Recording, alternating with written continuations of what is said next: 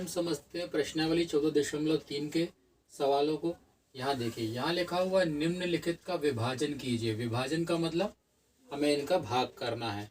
ठीक है, अब जो साधारण प्रकार का भाग होता है वो तो अपन से करते बनता ही है, लेकिन यहाँ पर ये जो लिखा हुआ है हमें इनका भाग करना है। अब ये कैसे करते हैं हम ये समझते हैं। जैसे यहाँ लिखा हुआ 28x की घात 4 भागे 56x, तो इसको हम सबसे पहले इस तरीके से लिखेंगे। जो संख्या भाग के निशान के बाद में लिखी होती है वो बटे में जाती है, तो हमने इसको लिखा 28x की घात 4 बटे 56x।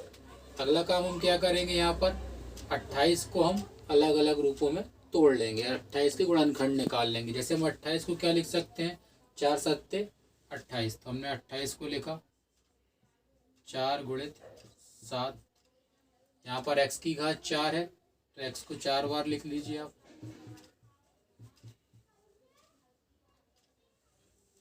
1 2 3 4। यहाँ लिखा हुआ है 56। 56 को हम क्या लिख सकते हैं, 8 7 56, और x एक ही बार है तो एक बार लिख दिया x हमने। अब यहाँ पर जो भी चीज़ें कट रही है एक दूसरे से कैंसिल हो रही है उनको आप कैंसिल कर दीजिए।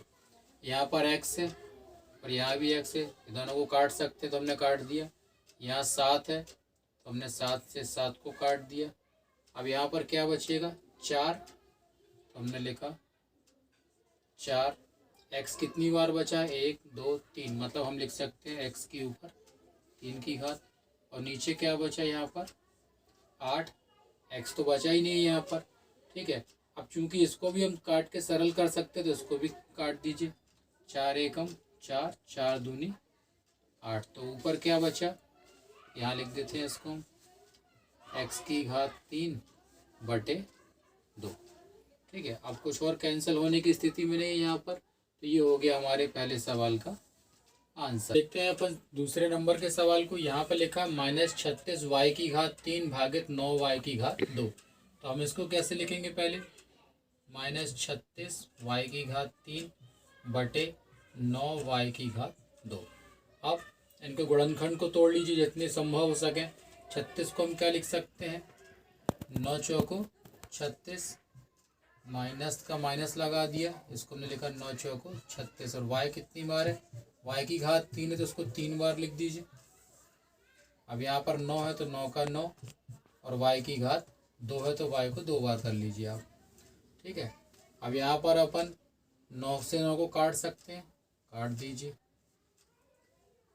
y से y काट सकते हैं, ये काट दीजिए। इस y से इस y को काट सकते हैं, ये भी काट दीजिए। अब कुल मिला के बचा क्या यहाँ पर हमारे पास, -4 और y। इसके अलावा और कोई संख्या हमारे पास बची क्या, नहीं, नीचे भी कोई संख्या नहीं है, मतलब ये हो गया हमारे इस सवाल का आंसर। तो हम बात करते हैं तीसरे सवाल की। यहाँ पर लिखा हुआ है 66 p q की घात 2 r की घात 3 भागित 11 q r की घात 2। सबसे पहले इसको हम इस रूप में लिखेंगे, 66 p q की घात 2 r की घात 3 बटे 11 q r की घात 2। अब इसके जो गुणनखंड संभव है उनको अपन तोड़कर लिख लीजिए। 66 को हम क्या लिख सकते हैं, 11 गुणित 6, p का p, q के ऊपर 2 की घात है तो q को हम 2 बार लिखेंगे, r के ऊपर 3 की घात है उसको 3 बार लिख लीजिए। अब यहाँ पर 11 का 11, क्योंकि 11 को हम तोड़ नहीं सकते, q का q एक ही बार है, और r के ऊपर 2 की घात तो इसको 2 बार कर लीजिए। अब जो चीज़ें कट सकते हैं उनको डायरेक्ट आप काट दीजिए। r से r कट गया, एक और r कट गया, यहाँ पर q से q कट गया, 11 से 11 कट गया। अब क्या बचा यहाँ पर, 6, एक p बचा है, एक q बचा है और एक r बचा है। इसके अलावा कुछ और बचा है क्या, नहीं बचा, मतलब ये हो गया हमारे तीसरे सवाल का आंसर। हम बात करते हैं चौथे सवाल की। चौथे सवाल में यहाँ लिखा है 34 x की घात 3 y की घात 3 z की घात 3 भागित 51 x y की घात 2 z की घात 3। सबसे पहले इसको हम बटे के रूप में लिखेंगे।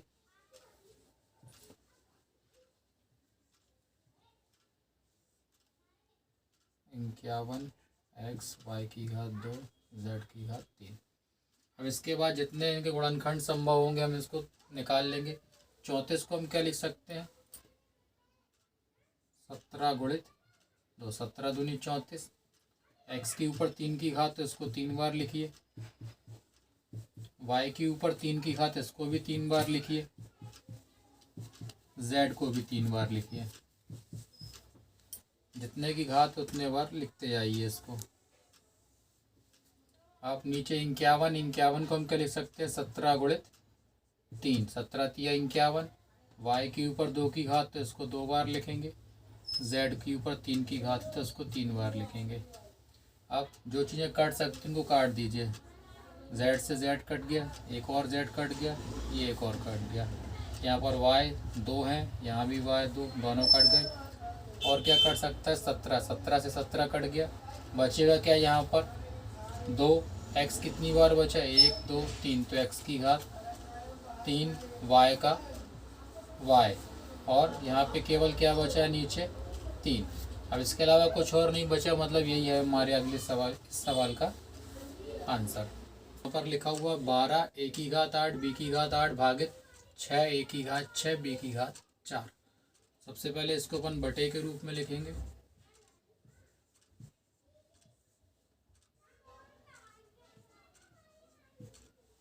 अब जितने गुणनखंड हो उतने तोड़ लीजिए। इसके 12 को हम क्या लिख सकते हैं, 2 गुणित 6, 2 6 12।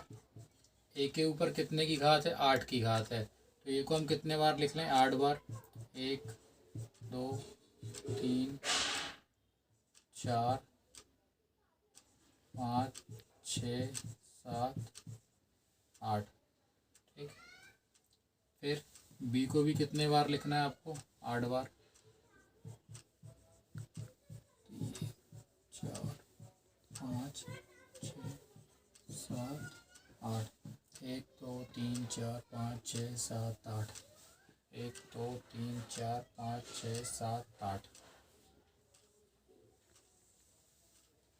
अब 6 का 6।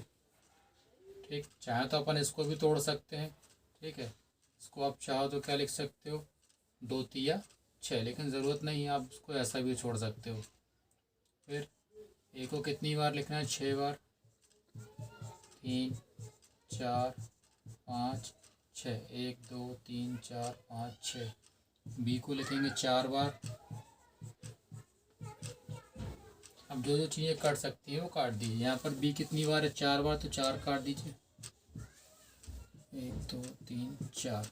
ए कितनी बार है, 1 2 3 4 5 6 बार है, पूरा 6 बार काट दीजिए इसको।